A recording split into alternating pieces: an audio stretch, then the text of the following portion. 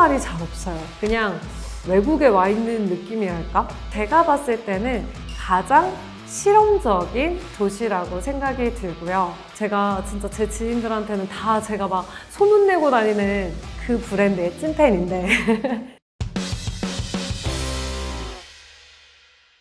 안녕하십니까 여러분, 독한 언니 영애입니다. 오늘은 서울의 핫플레이스에 대한 이야기들을 여러분들이랑 하려고 해요. 브랜드를 이야기하는 사람이 갑자기 왜 핫플레이스 얘기하냐? 왜냐면 핫플레이스가 여러분 브랜드이기 때문이죠. 너무 당연한 얘기했나요? 네, 오늘은 서울의 지역을 브랜드로 바라보면서 저희가 어떤 지역마다의 특성 그리고 그곳에 존재하는 브랜드들이 지역에 어떤 영향을 미치는지 알고 보면 더 재밌는 핫플레이스 이야기? 이런 스토리를 여러분들이랑 이야기하고 싶어서 가지고 와봤어요.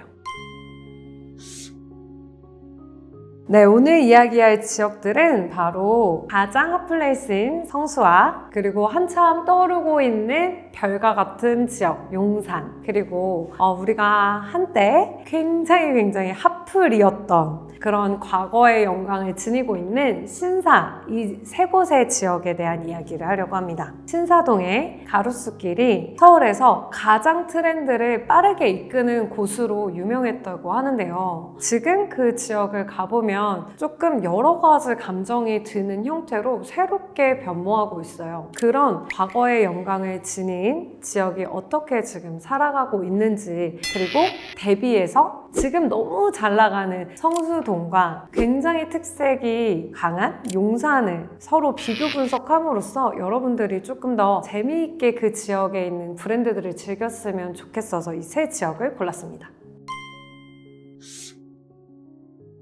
신사동의 브랜드적 가치를 저희가 살펴보려면 우선 신사가 가지고 있는 어떤 이 트렌드의 역사를 짧게 봐야 할 것 같은데요. 신사동은 강남 지역, 강남의 상권 중에서도 비교적 저렴한 임대료로 이런 예술가들이랑 패션 담당자들이 모이다 보니까 자연스럽게 트렌드를 가장 빠르게 보여주는 상권이 발달할 수밖에 없었고요. 그 가로수길의 2차선이 팝업 행사와 그리고 편집숍들, 굉장히 특색 있는 브랜드들이 가득가득한 곳이어서 소비자들로 하여금 내가 좀 패션을 안다, 혹은 내가 좀 트렌드를 선도하는 사람이다 라는 사람들은 다 이곳에 모여들게 된 거죠. 그런 신사동이 사람들이 많이 모여들다 보니 젠트리피케이션이라고 임대료 가 굉장히 높아지고 기존의 이 트렌드를 이끌었던 브랜드들이 떠날 수밖에 없는 그런 현상들이 발생하게 되는데요. 아무래도 트렌드를 이끄던 지역들이 지역에서 빠져나가다 보니 자연스럽게 소비자들도 그 지역을 찾을 의미가 점점 퇴색되어 버렸던 그런 과거의 영광을 가지고 있는 지역입니다. 그럼에도 불구하고 제가 여러분들에게 소개를 드리고 있는 건 최근에는 가로수길을 피해 세로수길이라는 게 생겼잖아요. 남아있는 글로벌 브랜드뿐만 아니라 세로수길을 중심으로 남아있는 작은 브랜드들이 여전히 그들의 자기다움을 가지고 이곳에 몰려든 사람들에게 소소한 그리고 자기다운 그런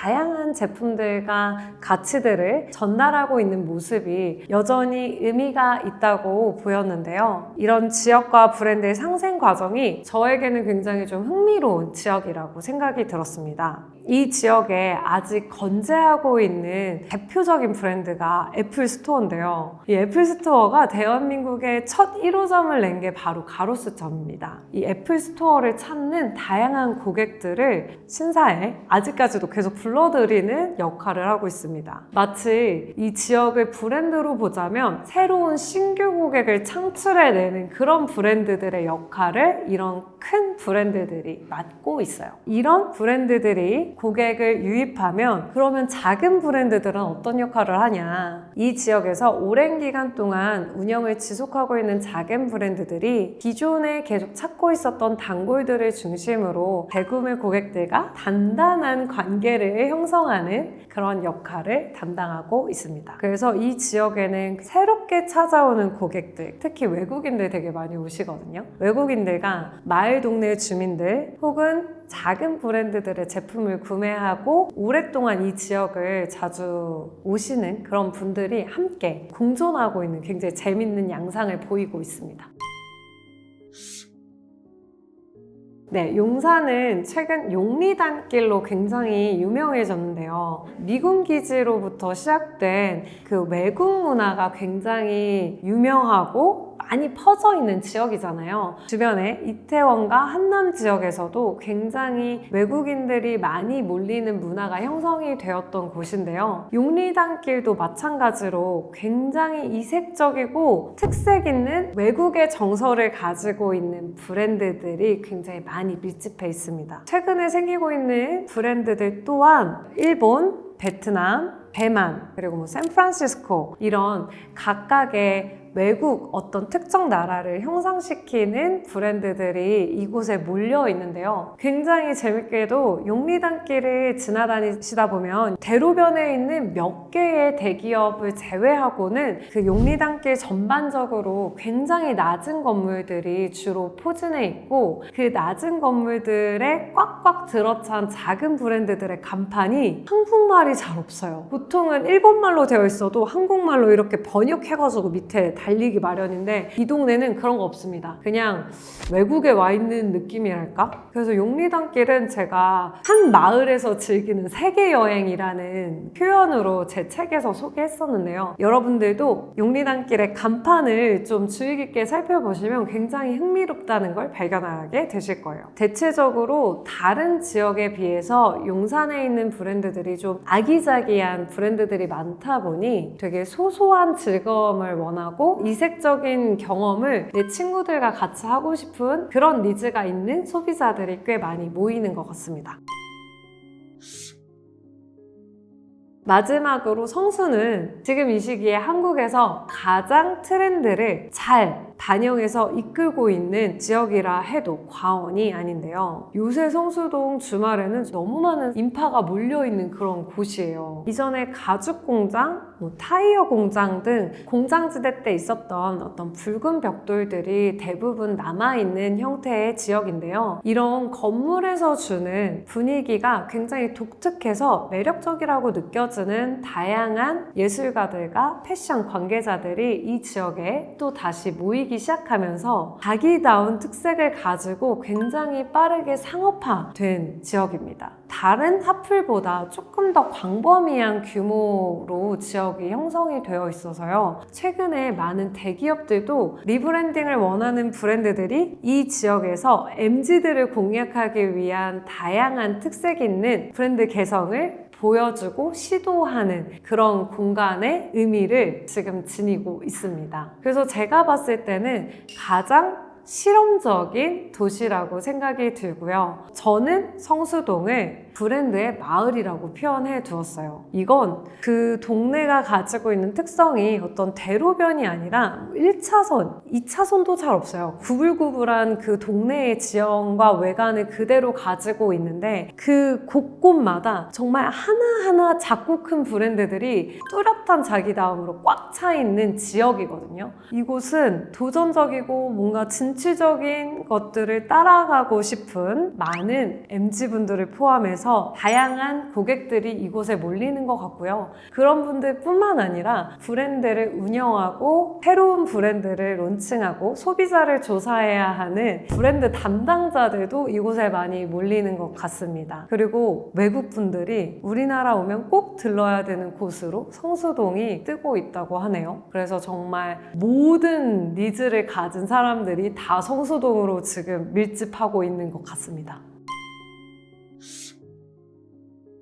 먼저 신사부터 말씀을 드리자면 이즈 라이브러리라고 해서 한방차의 효과를 직접 체험한 디자이너가 한의사랑 같이 만든 코스메틱 브랜드가 있어요. 그 브랜드의 쇼룸이 신사동에 있는데요. 공간을 방문하면 한방이 주는 그 건강함 그리고 굉장히 중성적이면서 평온한 그 느낌을 느낄 수 있는 공간이 마련되어 있습니다. 네이버로 사전에 예약하고 방문하시면 이곳에서 곳에서 제공하는 다과를 같이 즐기실 수 있는데요. 정말 다른 곳들이랑은 조금 다르다고 느껴졌던 게 다과를 즐기는 동안 아무런 간섭이 없어요. 편안하게 그 공간이 우리에게 전하고 싶은 메시지를 편안하게 느끼실 수 있으니까요. 여러분 꼭 방문해 보셔서 브랜드가 주고 싶은 메시지가 어떤 것인지 제가 설명하는 것보다 여러분이 직접 느끼셨으면 좋겠어요. 두 번째는 마들렌 맛집 에뚜알인데요. 이 지점은 제가 진짜 제 지인들한테는 다 제가 막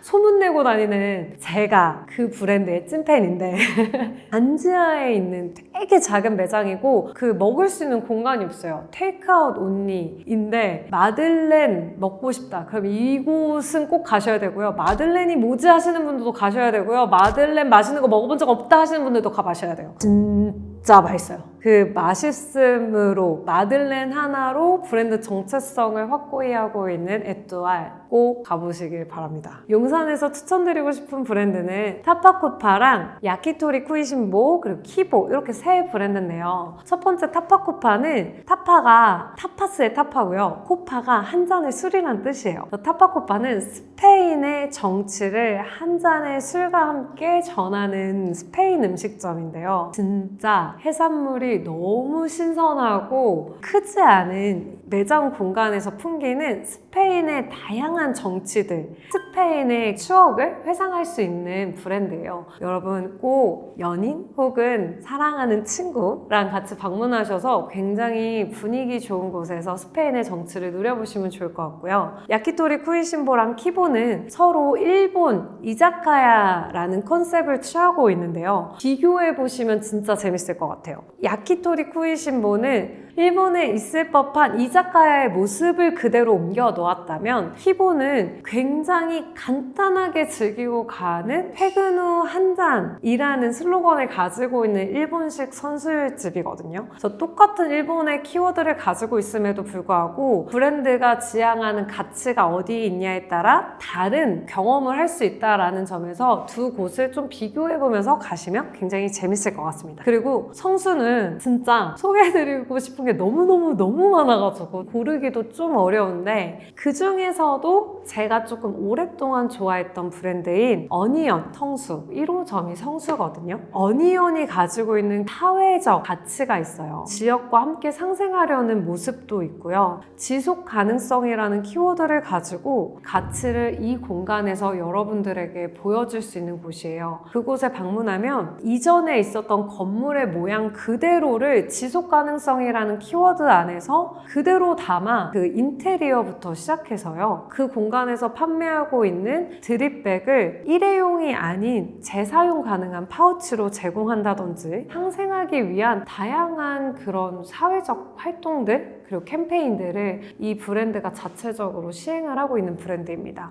마지막으로는 피치스 도원입니다. 여기는 자동차 매니아 커뮤니티인 피치스에서 운영하는 공간인데요. 이 공간에 가면 피치스에서 운영하고 있는 카페뿐만 아니라 그곳에 입점해 있는 다양한 브랜드, 특히나 종종 다른 대형 브랜드와 콜라보해서 자동차 문화를 되게 굉장히 다양하게 여러분들에게 소개하고 있고 전시하는 모습을 보실 수 있어요. 그래서 여러분들이 자동차 매니아를 위한 커뮤니티에서 운영하신다라는 걸 모르고 가시면 약간 당황할 수 있는데 알고 가시면 보여지는 디테일함이 있으니까요. 그곳에 가셔서 마음껏 자동차 매니아가 되어보는 경험을 해보시면 즐겁게 다녀오실 수 있을 것 같습니다. 네, 여러분 제가 주변에 있는 여러 카페 그리고 음식점 다닐 때마다 약간 본능적으로 자꾸 브랜드를 분석하게 되는 게 저의 병인데요. 혹시 여러분들이 운영하는 브랜드가 있다면 여러분들이 먹고 마시고 방문하는 그 모든 곳에 있는 그 브랜드의 정체성 그리고 자기다움이 나에게 어떻게 느껴지는지를 그냥 지나가는 것이 아니라 조금이라도 고민해 보시고 조금이라도 더 생각해 보시면 더 많은 걸 느낄 수 있게 되고 내가 나를 운영함에 있어서 우리 브랜드를 운영함에 있어서 적용할 지점들을 많이 찾을 수 있게 되는 것 같아요. 여러분들에게 오늘 소개한 이런 브랜드들 여러분들이 직접 다녀보시면서 자기다움을 잘 구축하고 있는 브랜드로부터 힌트도 많이 얻으시면 좋을 것 같고요. 앞으로도 쭉 포레버!